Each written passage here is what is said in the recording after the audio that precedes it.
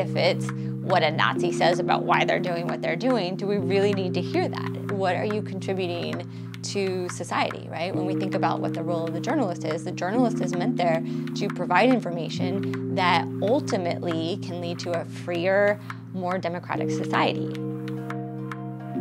I was a journalist for years, and as a journalist, you're not supposed to actively participate. And I think that that's something that I try and get my students to question that now. Question this idea of you have to be this neutral, objective observer from a distance. I think that we, as journalists, have to put humanity first, and sometimes that means maybe having to take a stand.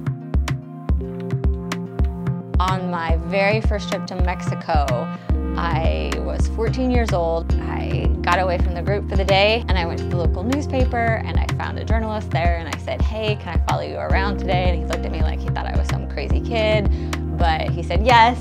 And there was a teacher protest that was going on. And so that moment just solidified my love of journalism, Latin America, and protest. Now, here at the University of Houston, I'm teaching classes that are part of our new Hispanic media minor. And then I held a conference this past February on media for social justice, where we brought in journalists and activists from throughout Latin America. This past February, we had 200 people come. It was amazing. We had so many attendees. Some of the panelists talked about how they couldn't believe they've never been to a conference like this before that actually brought together scholars, journalists, and activists. And then this semester, I'm teaching a class that's based off of that called Media for Social Justice. Next semester, I'm teaching a class on immigration reporting.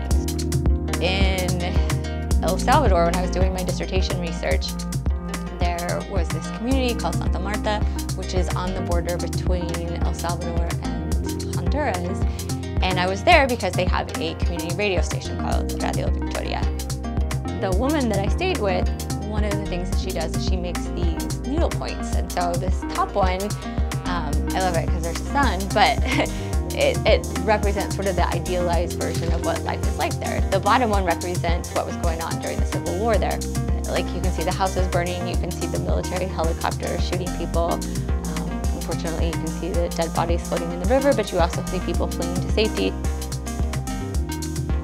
If you're constantly reading that a protest is violent, then why would you support it? You wouldn't.